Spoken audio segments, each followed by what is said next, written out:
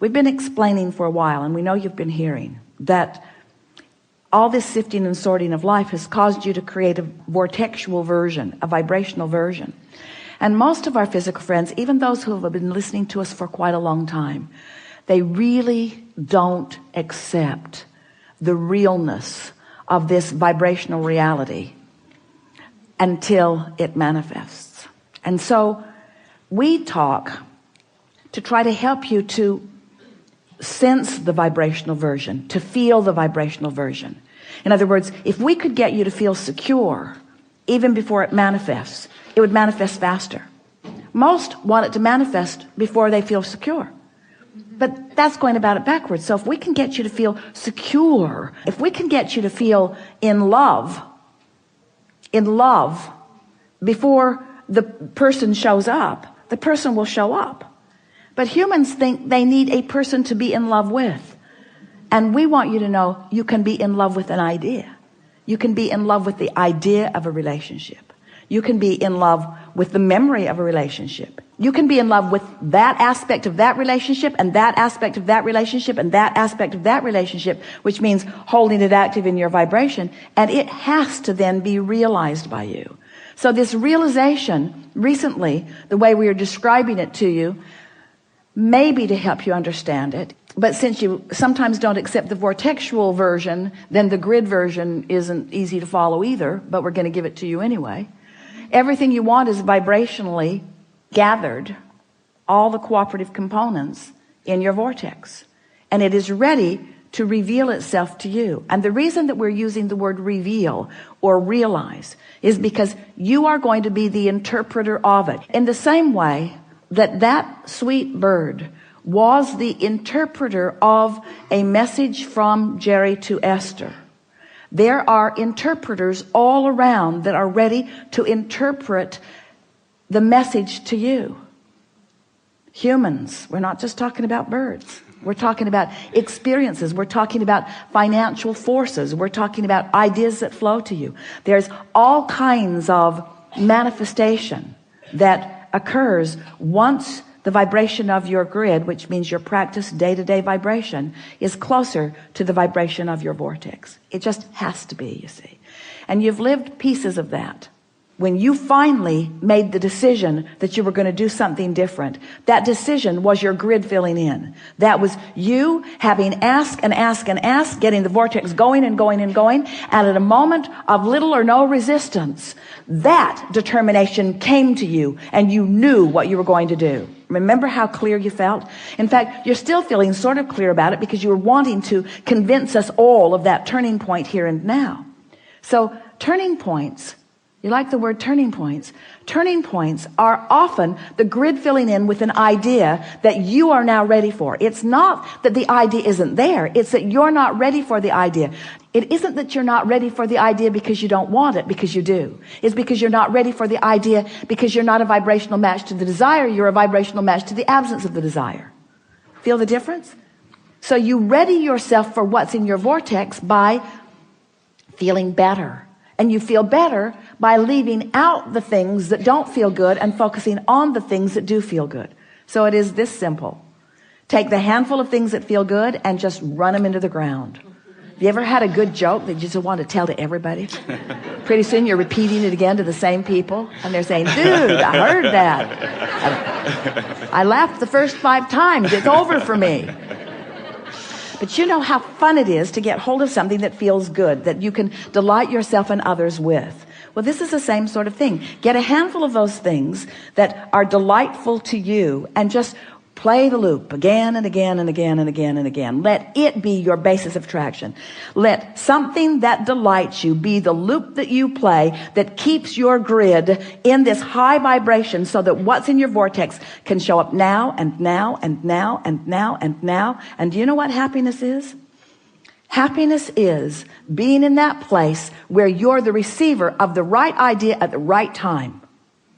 Happiness is being in that place where something occurs to you at the most opportune moment.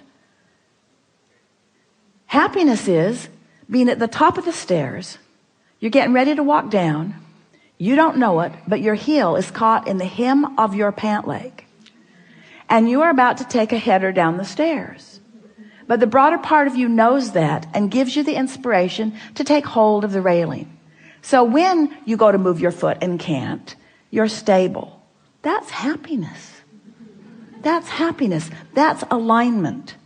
Happiness is moving in traffic and having an impulse to take this exit for no good reason other than you feel like it, or even taking it even though you didn't really mean to, because you turned your driving over to your higher power for a moment and you missed the traffic jam, or you missed the traffic congestion as a result of an accident. All kinds of things like this are happening to you all day, every day. But when you start deliberately being happy, deliberately beating the drum of things that feel good, deliberately discerning, deliberately molding yourself into better and better feeling places, when you do that deliberately and those things happen, now you have conscious awareness of it. If Esther had not had that conscious conversation with Jerry in the car right before she went to her room, the bird on the porch would have just been a bird on the porch. But it wasn't just a bird on the porch. She would have missed that if she had not been vibrationally up to speed. You see what we're getting at? So much of your world wants to chalk those kinds of rendezvous, coincidences, which is incidences that cooperatively combine. They want to call them coincidences in the attitude of luck or fate or chance. They don't understand that it's cooperative components coming together. In other words, people who are looking at things like that are wanting to call them happenstance, and we want to call them creation.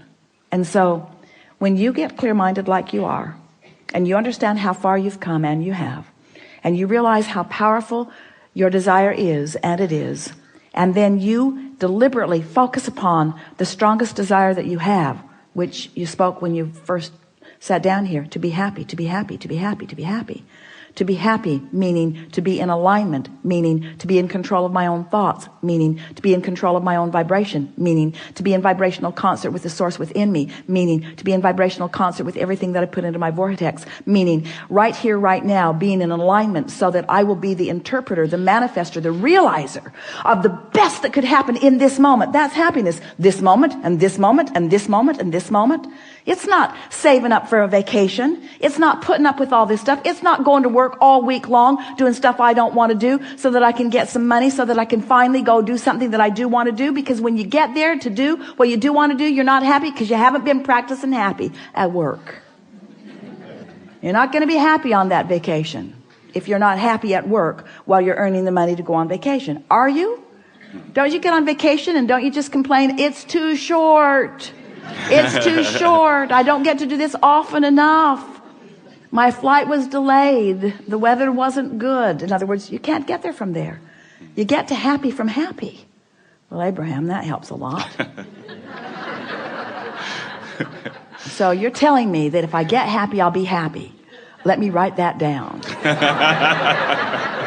And if I get rich, then I'll be rich. I'll write that down too. We're saying you got to find a little piece of it. You got to fan the flame of it. And you got to not keep spitting the fire out with things that don't matter. And after a while, you'll get that momentum going. And you'll feel happiness, not just sometime, but you'll be radiating it. And then when someone says to you, what are you doing? The reason that they're asking is because you've got what they want. Every single person that wants every single thing that they want, whether it's a material object or a pile of money or a circumstance, an event, a relationship, everything that everyone wants is because they believe that there is happiness in there. There's happiness right here, right now, if you're in the right vibration. You know it. Haven't you ever gotten into that zone, that frequency, where everywhere you turned, something good happened? Esther says that's what it's like hanging around with Barbara. She loves traveling with Barbara because it's happy everywhere. They walk up to a very controlling, very official at the airport.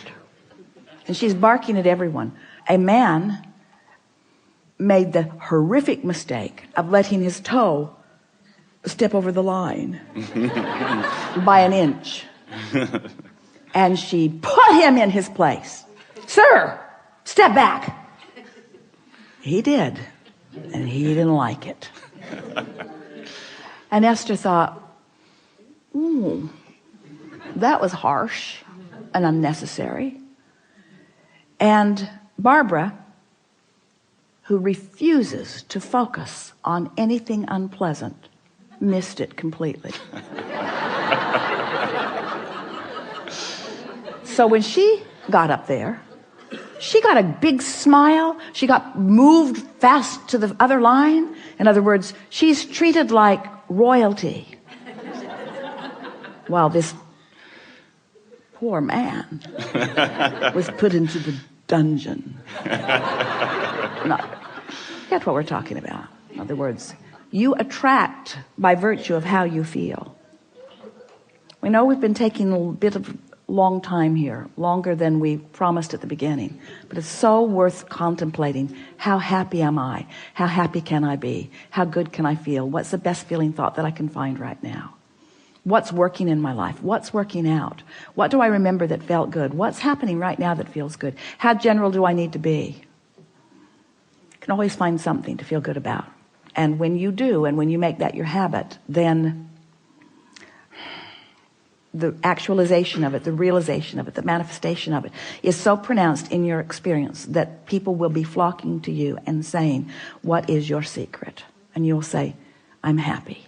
And they'll say, "I know that, I can see that. That's why I'm asking you what your secret is." And you say, "No, I was happy before I was happy." And they'll say, "Well, that doesn't make any sense at all." And you'll say, "Well, I purged unhappy thoughts from my experience by focusing on happy thoughts." "Well, what do you mean?" "Well, I didn't actually purge them. I just started emphasizing the happy thoughts. I started making lists of positive aspects. I counted my blessings. I learned that in church. I counted my blessings one by one. And the more I focused upon them, the more that vibration was mine. And the more that vibration was mine, the more law of attraction put me in the vicinity where I could realize it." So life isn't happening to me. Life is happening from me. I'm emanating the signal to which all life is responding. So when I get up in the morning, I decide, how's this day going to feel? I'm going to feel intuitive. I'm going to feel inspired. And I'm going to feel connected. And I'm going to feel vital and alive. And I'm going to feel happy. And I'm going to feel confident. And I'm going to feel kind. I'm going to feel loving. And I'm going to be at the top of my game. I'm going to feel innovative. I'm going to feel energized. I'm going to feel invigorated. I'm going to feel inspired, but I'm going to feel inspired moment by moment. I'm going to feel guided. I'm going to feel worthy. I'm going to feel deserving. I'm going to feel deserving of all of the goodness that has been taught to me all of my life. I'm going to feel deserving of that. And I'm going to demonstrate my deservedness through my happiness. Yeah. Thank you.